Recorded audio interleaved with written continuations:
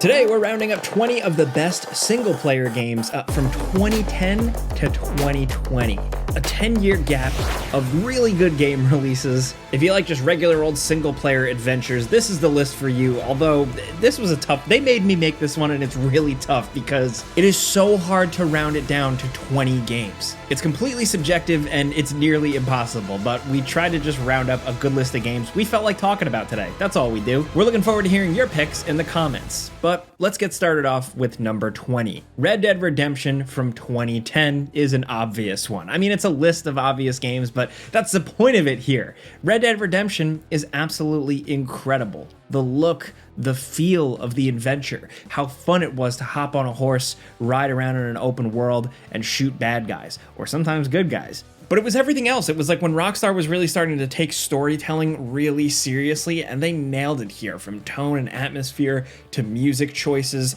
to writing and dialogue and incredible voice acting. They told a really, really good story here with the kind of Wild West wrapping things up. The century was turning. Cowboys had not much to do. And one man's personal journey really reflected all that. And man, it went places. It's just a legendary game, an incredible story, but also just fun as hell to play. Open world cowboy game, I'm in.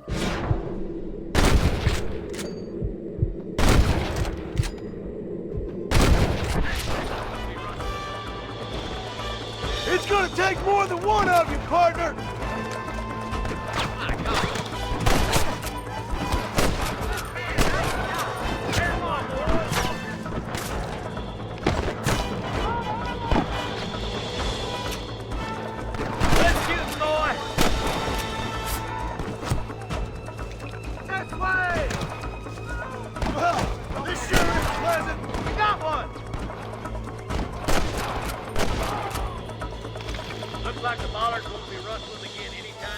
Next, over at number 19, we have God of War 3 from 2010. Everybody has their own favorite God of War game, and this one is definitely a contender because Kratos is on such a rampage in this game and kills so many gods, it's just insane. They really, really fulfill the promise that these games had kind of built up, with Kratos just really killing the entire Greek mythology pantheon. But he does it in just incredibly memorable, fun ways. The big action set piece sequences here, the over-the-top boss battles. Every moment of this game is well-paced and thrilling. There's only like a couple of parts where the pacing drops. Otherwise, this is just a high-octane, insane action thrill ride. The combat was the best it had been at this point. The upgrades, the new weapon additions, everything just worked perfectly. It felt like another really lengthy odyssey in Kratos' life. God of War 1, 2, and 3, in my opinion, are perfect games. And God of War 3 really rounded out this kind of early trilogy of God of War perfectly.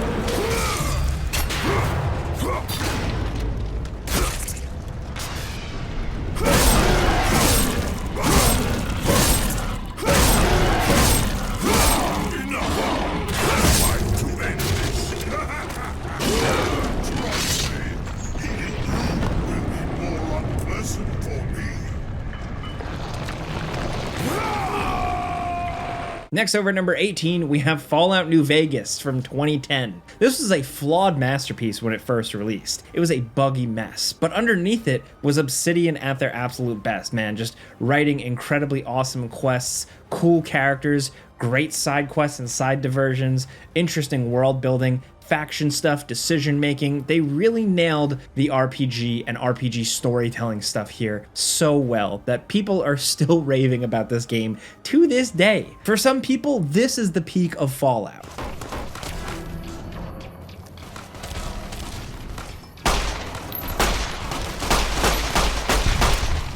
You like that?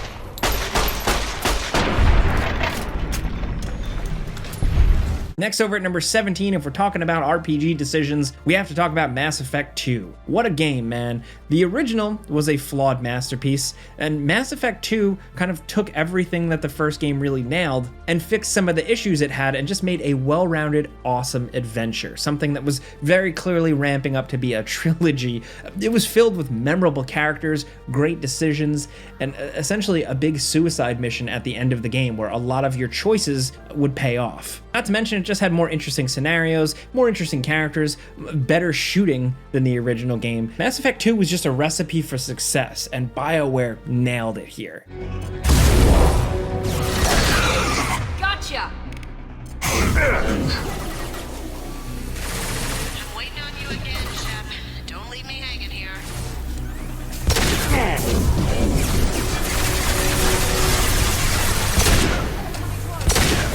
We fight as one. Shep, it's getting hot here. This hurts you.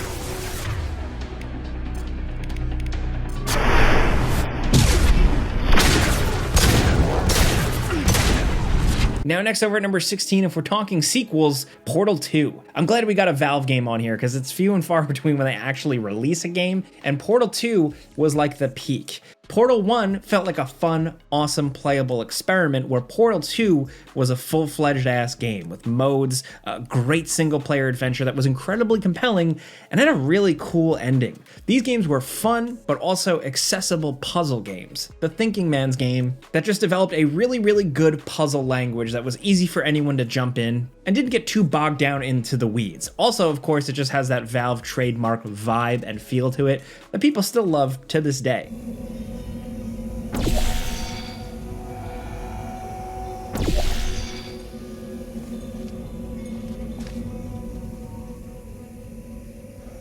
Congratulations. Not on the test. Most people emerge from suspension terribly undernourished. I want to congratulate you on beating the odds and somehow managing to pack on a few pounds. Next, over at number 15, we have Batman Arkham City. The follow-up to Batman Arkham Asylum took everything that made that game great and put it in a bigger, more open world, and they nailed it. An incredible adventure with like Ra's al Ghul, the Joker, Harley Quinn, Clayface, everybody shows up here. And it just made for a perfect Batman adventure with incredible encounters, cool scenarios, really, really good pacing. You would see and do so many things in this game, all culminating in an incredible ending. In my opinion, one of the best Batman endings, anything. I'm talking movies, comics, games, whatever. Just a cool ending. If you've never experienced Arkham City, and I hope you have, but if you haven't, you really should, man.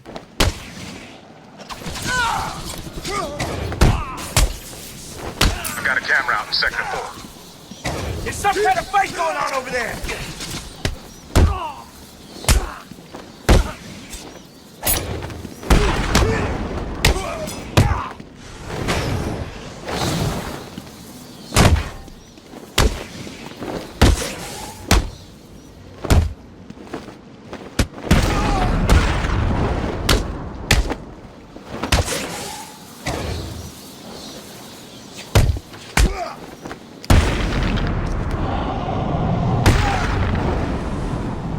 Next, over at number 14, we have Skyrim from 2011. Skyrim is huge. Skyrim at this point is the blueprint for a lot of people in terms of like single player adventure RPGs. This game was so vast, there was so much to it, there were so many different ways you could build your character and just kind of live in this world. And what I think is really significant about it is that this was when Elder Scrolls really blew up. There were so many people that Skyrim was their first experience of anything Elder Scrolls, and from there, they were hooked. And I think the game deserves a lot of praise for that. Even if I'm partial to Oblivion or Morrowind because I'm an elderly gamer, Skyrim is still absolutely awesome.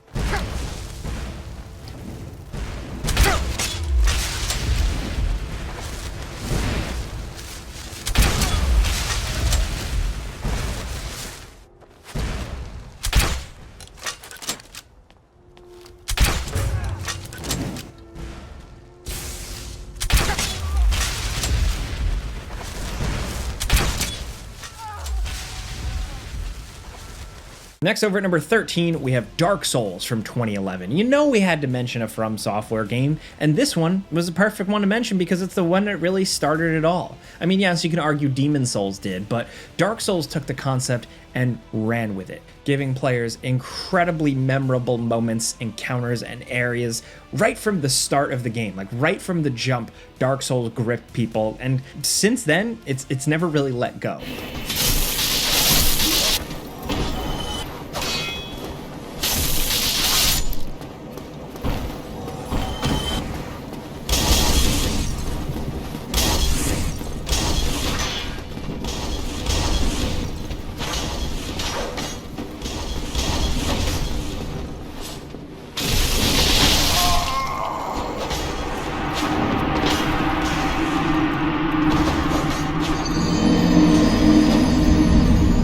Next, over at number 12, we have Max Payne 3, a game that I think still doesn't get enough love if we're talking like greatest lists. Max Payne 3 is absolutely different from Max Payne 1 and 2. You know, mostly a different team working on it, and like I'll admit that. It feels different. It's not like the ideal follow-up, but it is an incredibly memorable and awesome adventure with so many unique moments and just really, really good third-person shooting. Just good bullet time blasting with slow-mo, blood, gore, and an incredibly gritty, dramatic story with over-the-top music, great voice acting, and awesome writing. While Max Payne 3, like I said, feels different from Max Payne 1 and 2, it carries that spirit really, really well.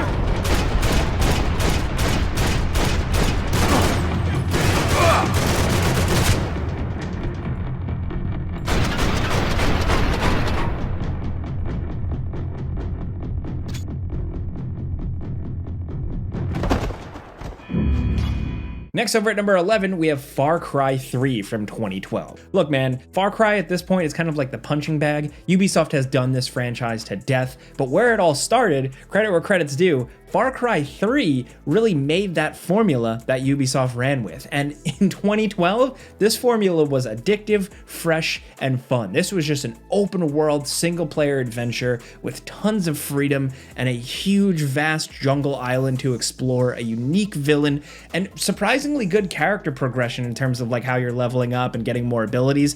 It was just so satisfying to play. I remember being absolutely hooked on this game. While yes, the series now has kind of stretched things to its limits, I'm still so glad Far Cry 3 was a thing and that so many people loved it.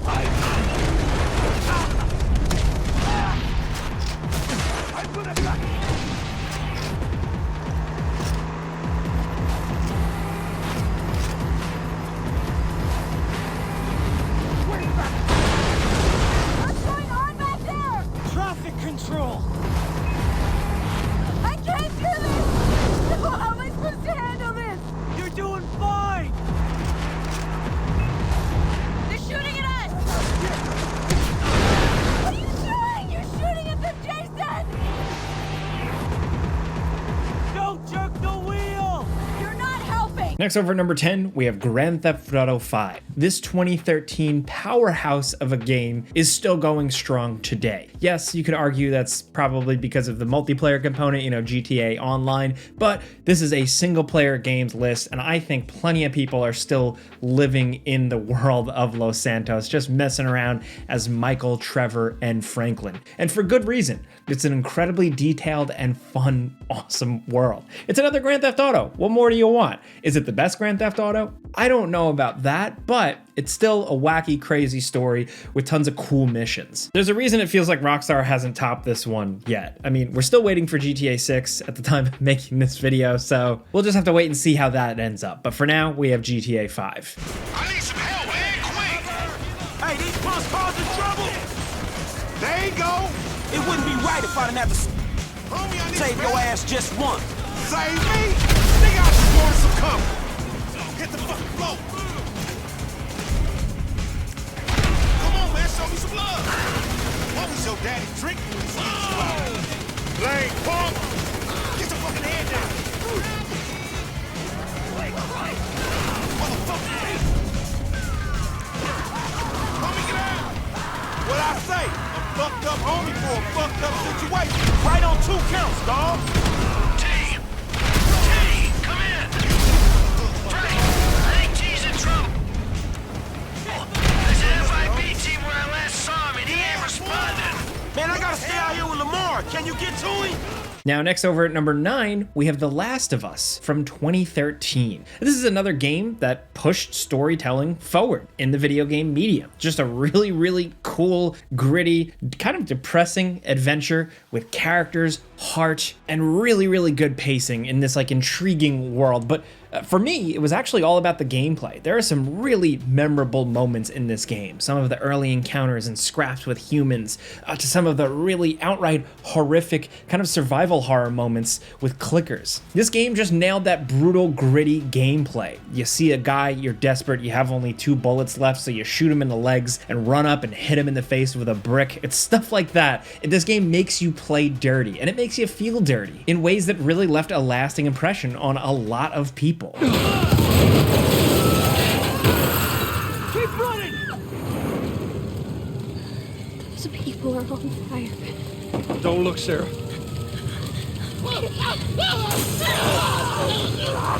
Why are they doing that? Just keep looking at me, baby. I'm gonna get out of this. I promise. Next over at number 8, we have Bloodborne from 2015. This is From Software's now certified PlayStation classic that still to this day people are begging for a sequel or an update to 60 FPS, anything really, just because the power, the allure of Bloodborne is still so strong. A little bit faster paced, more aggressive combat, really cool horror atmosphere, and incredible over-the-top boss battles just really help this one stand out. What starts as a very spooky, Halloween-y, gothic adventure just continues to escalate into more and more From Software style craziness. This adventure is one for the ages. Of course, it's a From Software game, so it's incredibly challenging, but it's also just uniquely cool.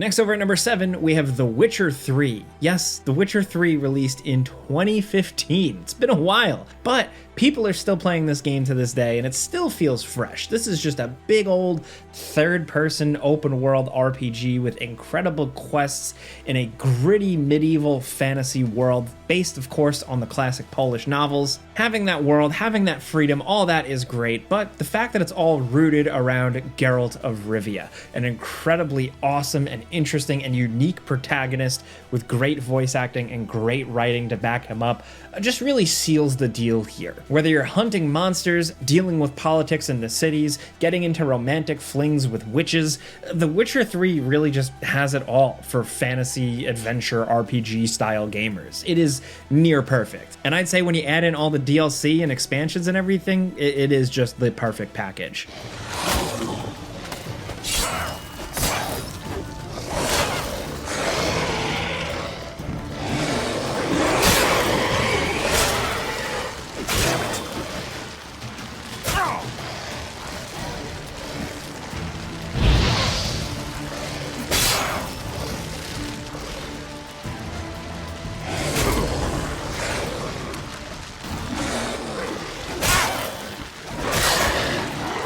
Next over at number 6, we have The Legend of Zelda Breath of the Wild from 2017. The launch of the Switch was elevated thanks to this game. A Zelda game, of course, usually always great, but this one one really kind of shook things up. It's a very unconventional Zelda game. Everything about it feels kind of different from your average one, at least on the surface. But once you really dive in and peel back the layers, this is a Zelda game to its core, but with just incredible new ideas. All really centered around how they adapt the Zelda formula to an open world game. Somehow they managed to do it while still making you feel like Link, still feeling like you're doing dungeon style stuff, still exploring towns and meeting weird NPCs, and just that sense of adventure. It's all still here, and they really nailed it. And I think this thing really helped out with the launch of the Switch, because this game was like a must play. It still is a must play today, honestly.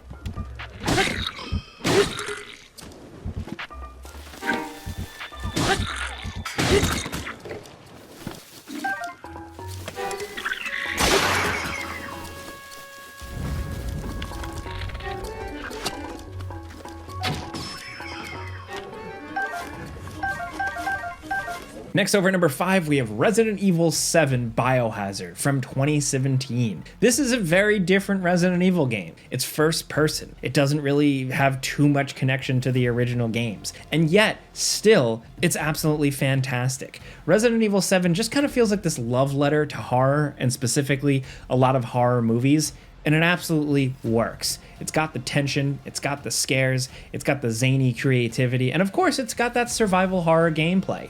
Even if it's switched to first person, you're still solving puzzles, stressing about ammo, and squaring off against weird, threatening enemies. Not to mention the fact that this game was just dripping in style and iconic visuals and characters and memorable moments. We're still thinking about it to this day. Ethan, it's okay. It's okay, it's me. I know you didn't mean to hurt me. You shouldn't have done that! It hurts!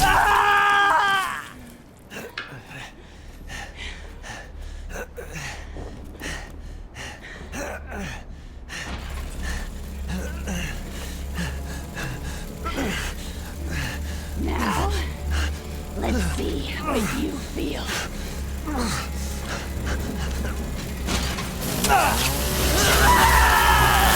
Next, over at number 4, I'm sorry if we're cheating, but we have another Red Dead game. Red Dead Redemption 2, released in 2018, and it's fantastic. Some people would argue it's even better than the first Red Dead Redemption, and I don't know what it is. Is it the bigger world, more activities, more engaging gameplay, cooler shootouts, more gore, more interesting characters, especially with the main character, Arthur Morgan, having so much depth to him? It's just a beautiful contemplative world and a beautiful contemplative western. This game was a massive hit, it sold tons of copies, and what makes me happy about it is that even though it's such a mainstream thing, it told a very interesting, very specific, very unique story. A story with nuances you don't normally see in video games, but here it is packed in a big old AAA single-player adventure.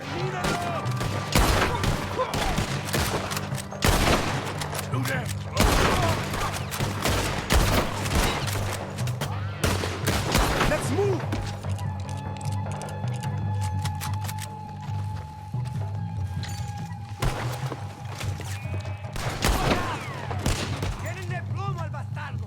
Look out! One coming down the stairs!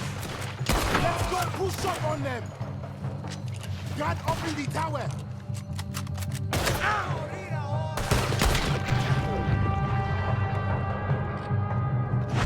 Now at number 3, we have God of War from 2018. This kind of reboot of the series is awesome. It takes Kratos, makes him much older, and gives him a son. With that, it also slows down gameplay a little bit. It's less of a smashy, crazy brawler and more of just a focused action combat game. This combat is actually really good, centered around the Blades of Chaos, but also the throwable Leviathan axe. It's got a lot going for it. It definitely needed a little bit more variety in terms of boss battles and stuff, but it was a really well done Metroidvania-style adventure with a really great story, a lot of character, and a lot of heart.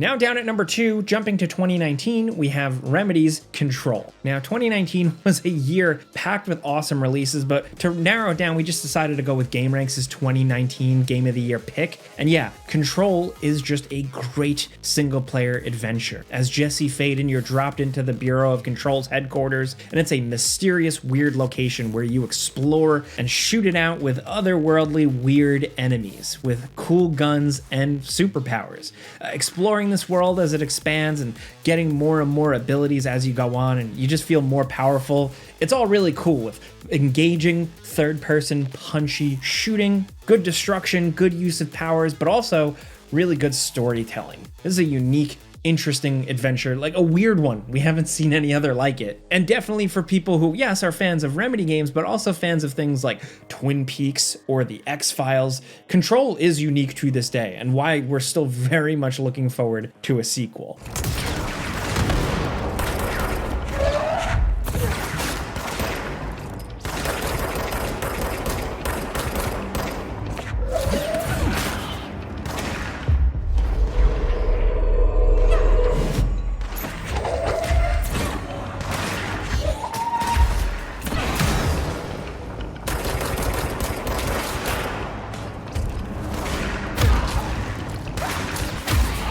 Now down at number 1, we have the Final Fantasy Remake from 2020. It was a long wait for Final Fantasy VII to be remade. It had been announced multiple times. Fans had been waiting for it for years and years, the remake of a beloved classic, and this is worth the wait. This thing was no joke. It's only part 1 in what seems like it's going to be a trilogy, yes, but it captures the feel of those original games and blows it out to a new audience, exposing people to new looks at great characters like Tifa, Barrett, Cloud, you name it. It has the same heart, it has the same feel, but it just blows it out and makes it all so much more, and just a big adventurous experience. Not only that, it's not just like a one-to-one regular old by-the-numbers remake of the original game. It shakes things up, it remixes things, it plays with the fact that it knows that some of the people playing it played the original classic back in the 90s, and that's what makes it a step above just your average remake and why it's on this list. Here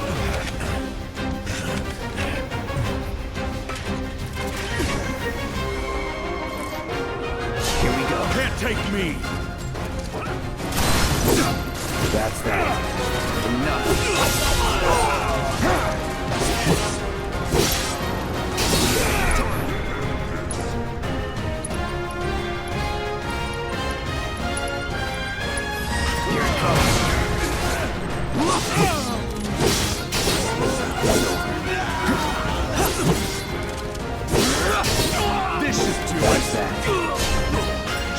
But those are 20 of some of the best single player games from like 2010 to 2020 period. Like I said, we couldn't fit it all in here. Making this list was impossible. I was going insane. I mean, Dishonored, Titanfall 2, Sekiro, Shadows Die Twice. There's so many things we couldn't cram in here. So let me know your list down in the comments, because chances are from 2010 to 2020, you've played a lot of video games. We'd love to hear your picks. And if you just like talking games with us every day, clicking a like button helps us out. Thank you. And if you're new, consider subscribing, maybe hitting that notification bell, because we put out videos every single day.